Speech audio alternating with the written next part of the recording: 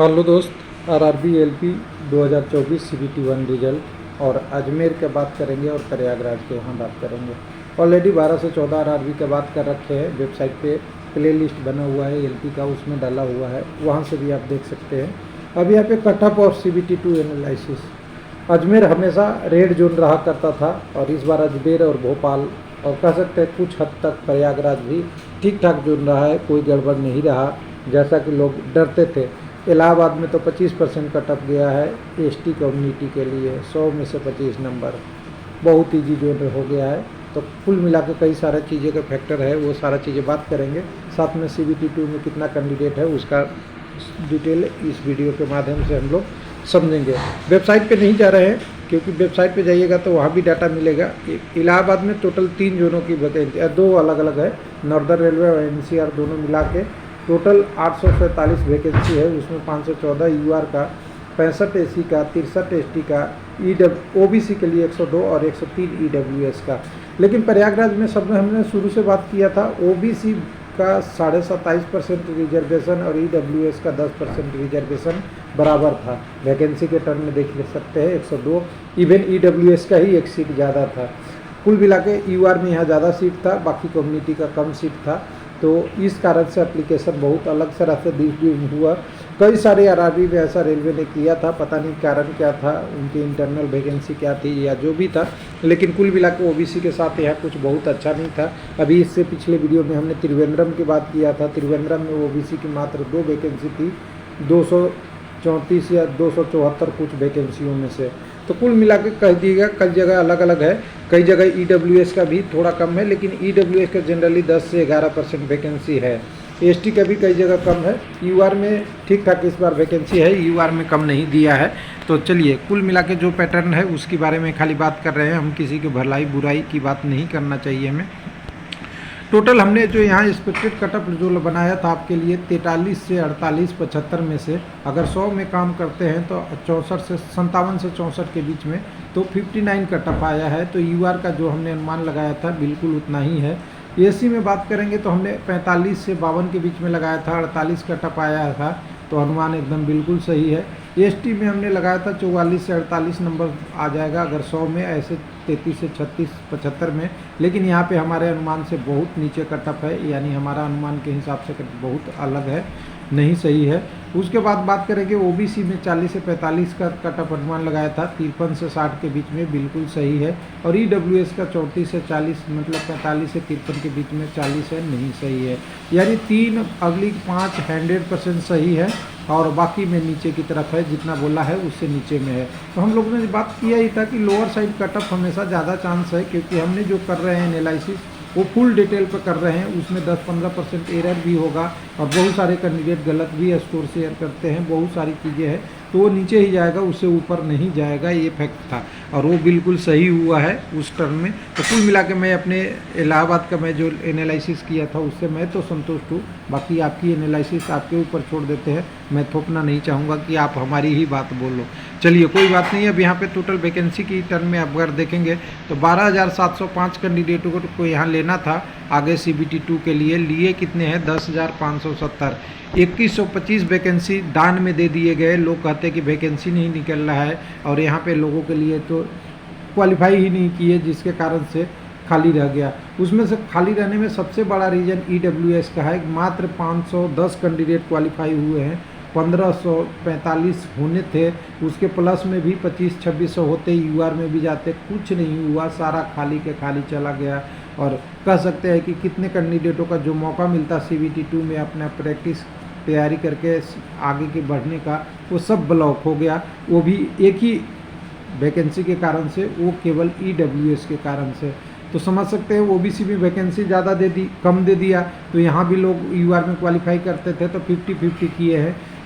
यानी यहाँ वैकेंसी जितना था उससे तो 4 गुना लोग यूआर में क्वालिफाई किए हैं।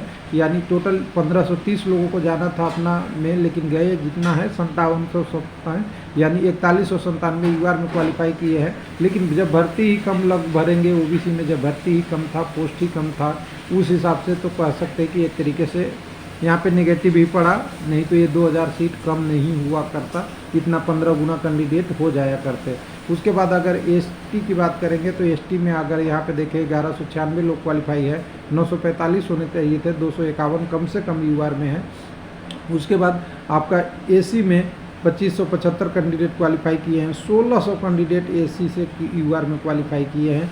एक मतलब क्लैपिंग तो बनता है, बहुत अच्छा मेहनत किए हैं कि यूआर के कट ऑफ से पार हो गए हैं। तो बिल्कुल एक स्टेटस दिखा है यहाँ पे।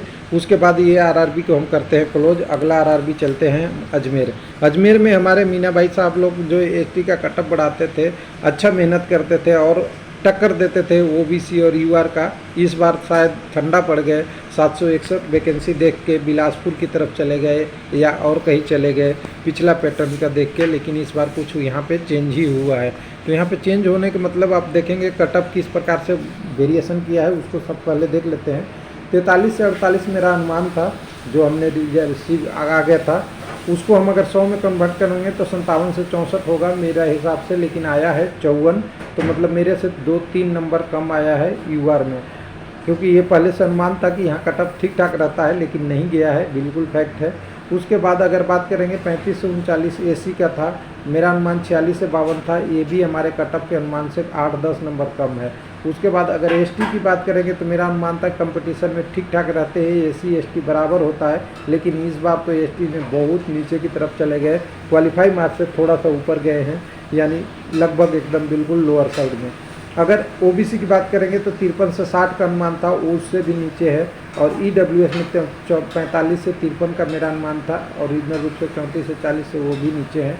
तो मैं बोलूँगा अजमेर में मैं जो अनुमान लगाया था वो गलत है, बिल्कुल मेरा प्रेडिक्शन हाई का कट ऑफ का था, और यहाँ पे कट ऑफ जो गया है बिल्कुल लो साइड गया है। और एक कोई भी राजस्थान का व्यक्ति होगा जो वहाँ अप्लाई करता होगा, उसे पता है कि ये बिल्कुल अलग तरीके का कट ऑफ है। और जो लोग बताए थे कि ये ग्रीन रेड जोन होगा, एकदम बिल्कुल फेल है। और अनुमान मेरा भी था कि यहाँ पे रेड मतलब रेड तो नहीं, हाई कट ऑफ के साइड जाएगा, वो नहीं गया है, एक्सेप्टेड है, कोई दिक्कत नहीं है।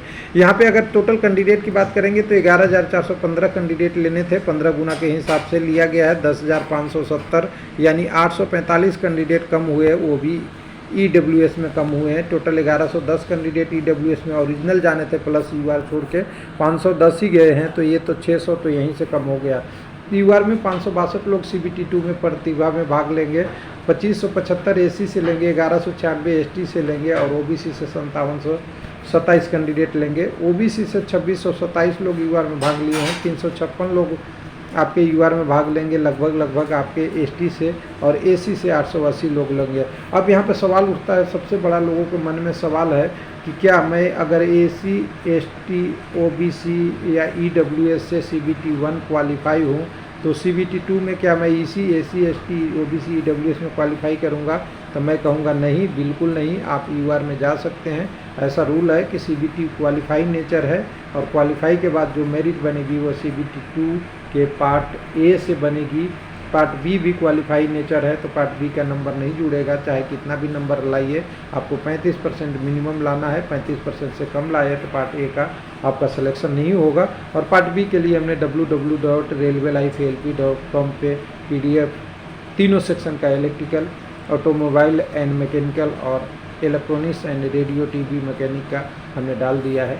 तो उम्मीद है कि आपको जो ये कट ऑफ ग्रीन जोन मिला है दोनों का, जो हमेशा चर्चा में रहता था इन दोनों में कि हमेशा कट ऑफ हाई जाता है, तो इसका बेनिफिट आप सीबीटी 2 में उठाएंगे जो लोग पास हुए हैं, क्योंकि कैंडिडेट लगभग 14 गुना है, 15 गुना तो नहीं है, और 8 गुना जाना है साइको टेस्ट में। तो तैयारी करने के लिए समय बहुत कम है। अगला पेपर आपका 19 और 20 का दिया हुआ है, नहीं एक्सटेंड हुआ तो अभी ओरिजिनल रूप से। तो बेस्ट ऑफ लक। यहाँ पे कंडीशन तो सही है, बस आपको केवल इस पे आगे बढ़ना है, और अगर आगे सही से बढ़ जाते हैं तो एक जॉब आपका इंतज़ार कर रहा है। थैंक यू, धन्यवाद।